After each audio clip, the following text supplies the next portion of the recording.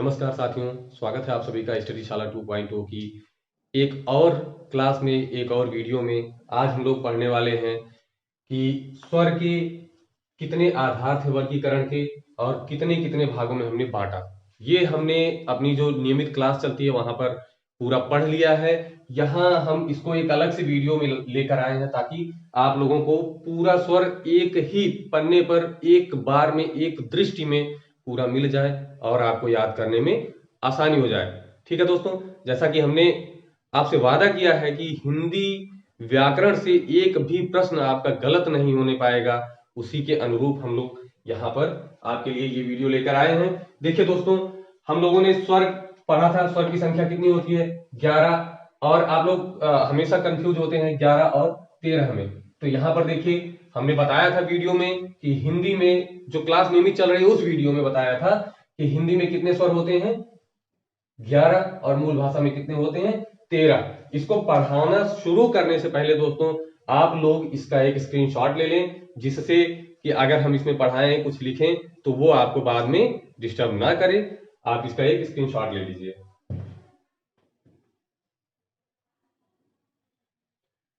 तो दोस्तों स्क्रीनशॉट लेने के बाद हम लोग अभी आगे चलते हैं।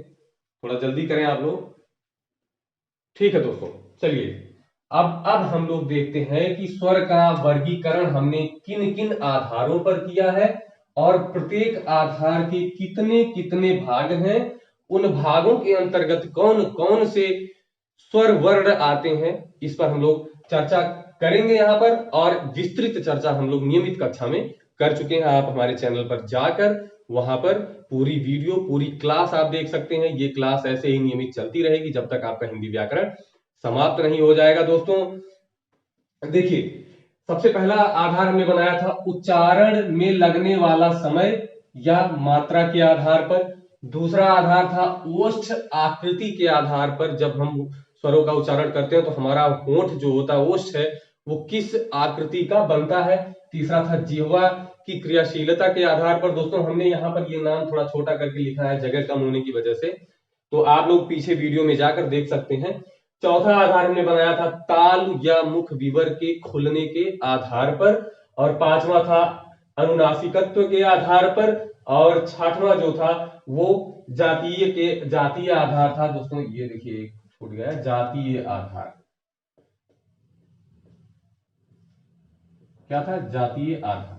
ठीक है दोस्तों, अब देखिए हमने 6 आधार बनाए थे इसको बांटने के। चलिए पहले आधार पर हम लोग थोड़ी सी चर्चा कर लेते हैं जल्दी से। उच्चारण में लगने वाले समय या मात्रा के आधार पर हमने बात किया था कि स्वर को हमने 3 भागों में बांटा है। कौन कौन सा है? ह्रस्व स्वर, दीर्घ स्वर और प्लुत स्वर। ह्रस्व स्वर, दीर्घ स्वर और प्लुत स्वर।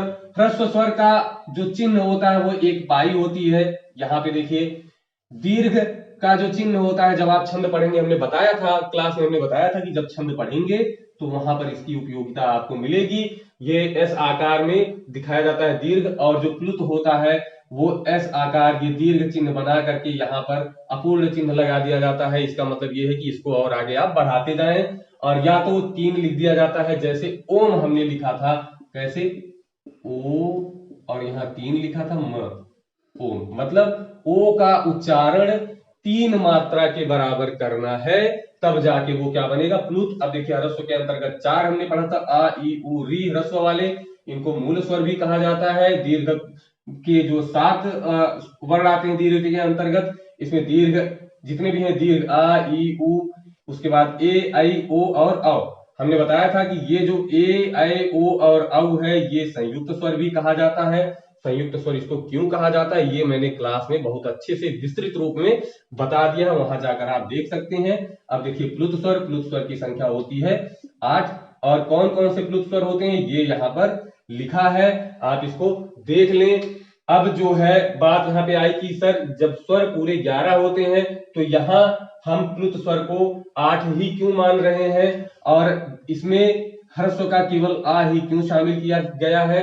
इसका उत्तर आपको नियमित कक्षा में दिया जा चुका है। हमने बताया था कि ये केवल एक ह्रस्व स्वर आ है जो प्लुत बनने से पहले दीर्घ नहीं बनता है, ये सीधे प्लुत बन जाता है। बाकी सब दीर्घ बन जाते हैं पहले, तब प्लुत बनते हैं। इसीलिए इनको जो है सीधे प्लुत में नहीं रखा गया है। ठीक है दोस्तों, अगला जो है देखिए, दूसरा जो आधार था ओष्ठ आकृति के आधार पर जब आप स्वर का उच्चारण करते हैं तो आपका ओष्ठ जो होता है वो किस आकृति का बनता है। दोस्तों देखिए, दो आकृतियां उसमें हमने पढ़ी थी, एक वृत्ताकार या वृत्तमुखी, क्योंकि हमारा मुख जब वृत्ताकार का हो जाएगा तो उसे वृत्ताकार या वृत्तमुखी कहेंगे, और जब सीधे सीधे रहेगा, वृत्त नहीं बनेगा, तो हम उसको कहेंगे अवृत्ताकार या अवृत्तमुखी। इसके अंतर्गत देखिए वृत्ताकार 4 है, उ, ओ और औ, बाकी के बचे कितने हैं, 7 हैं, जो अवृत्तमुखी के अंतर्गत आते हैं। आगे देखिए दोस्तों, तीसरा आधार था जिह्वा की क्रियाशीलता के आधार पर। जिह्वा हमारी स्वरों के उच्चारण में कैसे क्रियाशील रहती है उसके आधार पर हमने पढ़ा था कि 3 भाग होते हैं। हमने ग्राफ भी बनाकर आपको बताया था, अग्र स्वर, मध्य स्वर, पश्च स्वर। यहां हमने बताया था कि आप याद कर लें कि जो ह्रस्व आ होता है वो मध्य स्वर होता है, ये जिह्वा के आधार पर मध्य स्वर के अंतर्गत आता है। एक और अकेला ऐसा है जो मध्य स्वर के अंतर्गत आता है। उसके बाद हमने बताया कि इसके बाद आ को आप पश्च स्वर में लिख देंगे, उसके बाद फिर इसके अगला वाला जो जोड़ा है ई और ई को आप अग्र स्वर में लिखेंगे, फिर अगला जोड़ा जो है पश्च स्वर में लिखेंगे, फिर री को छोड़ देंगे आप अभी के लिए, ए और ए को यहां लिखेंगे, फिर अगला जोड़ा ओ और ओ को यहां लिखेंगे, फिर री को यहां लाके लिख देंगे।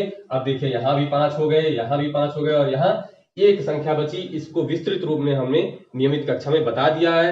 दोस्तों चैनल को लाइक, सब्सक्राइब और शेयर करते रहें, जिससे ये सारी लाभदायक वीडियो आपको मिलती रहे, आपके मित्रों को भी मिलती रहे। और हिंदी, जैसा कि हमने कहा है कि हिंदी जो है आपकी कहीं से भी गलत नहीं होने पाएगी। दोस्तों देखिए, अगला देखिए, यहां पर एक हमने और वर्ण लिख दिया है। इसके बारे में हमने पढ़ा था कि ये आगत वर्ण है।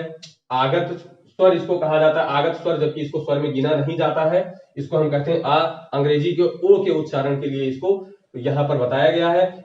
दीर्घ आ और ओ के बीच का जो उच्चारण होता है अ, ना तो पूरा आ ना तो ओ, उसके बीच का उच्चारण जो होता है वो ये होता है, इसको आगत स्वर कहा जाता है। दोस्तों इसके बारे में विस्तृत चर्चा हो चुकी है। अगला जो आधार है, ताल या मुख विवर के खुलने के आधार पर स्वर को कितने भागों में बांटा गया है। दोस्तों देखिए, जगह कम होने की वजह से थोड़ा नजदीक नजदीक है, तो आप लोग ध्यान से देखिएगा। इसको 4 भागों में बांटा गया है। एक समृद्ध, जिसको हम बंद कहते हैं, अर्ध समृद्ध आधा बंद, विवृत खुला और अर्ध विवृत आधा खुला। तो इसमें भी हमने बताया था दोस्तों आपको कि विवृत के अंतर्गत आप केवल याद कर लीजिएगा कि कौन सा होता है, एक ही होता है, दीर्घ आ होता है। उसके बाद हमने बताया था कि दीर्घ आ जो है वो 2 ह्रस्व आ से मिलकर बना है, इसीलिए वो ह्रस्व आ जो होगा वो अर्ध विवृत के अंतर्गत लिख दिया जाएगा। फिर हमने आपको बताया था कि उस स्वर की पहली लाइन में अ और आ को छोड़कर जितने भी स्वर आते हैं उसको आप ले जाके समृद्ध में लिख देंगे, ई, उ और री। उसके बाद दोस्तों फिर हम अब जो बंटवारा करना था वो अर्ध समृद्ध और अर्ध विवृत के अंतर्गत करना था। तो 4 जो है वर्ण बचे थे, उसको हमने एक अर्ध समृद्ध, एक अर्ध विवृत, फिर एक अर्ध समृद्ध, एक अर्ध विवृत के अंतर्गत लिख दिया, और इसका बंटवारा बड़ी आसानी से हो गया। अब जो ये अ है, आगत स्वर है अ, इसको भी आप अर्ध विवृत के अंतर्गत लिखेंगे। ये हमने वहां पर नहीं बताया था, लेकिन यहाँ आप देख लीजिए, नोट कर लीजिए। ठीक है दोस्तों, अगला आधार हमने बताया था अनुनासिकत्व के आधार पर। दो प्रकार होते हैं, अनुनासिक और निरनुनासिक। अनुनासिक जो होता है वो चंद्र बिंदु सहित होता है, जिस भी वर्ण पर हम चंद्र बिंदु लगा देंगे वो अनुनासिक वर्ण हो जाएगा, और जिस पर चंद्र बिंदु नहीं रहेगा वो निरनुनासिक होगा। दोस्तों यहाँ पर हमने 3 चिन्ह के बारे में बात की थी। देखिए हम वो चिन्ह आपको याद दिला दे रहे हैं।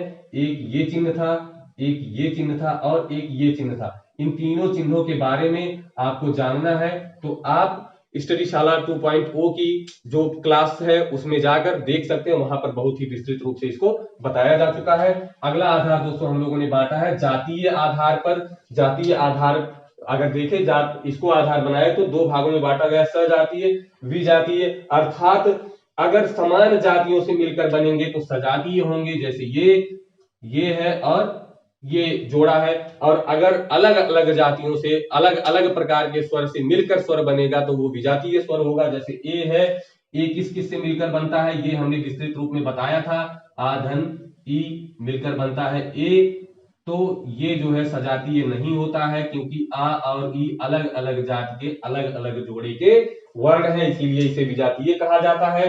ठीक है दोस्तों, इतना जो है स्वर का वर्गीकरण आपको एक ही पेज में बड़ी आसानी से समझ में आ जाएगा। दोस्तों अगर ये वीडियो आपको पसंद आई हो, आपके समझ में आई हो, तो आप चैनल को बिना लाइक किए बिल्कुल मत जाइएगा। जो चैनल पर नए हैं वो चैनल को सब्सक्राइब जरूर करें।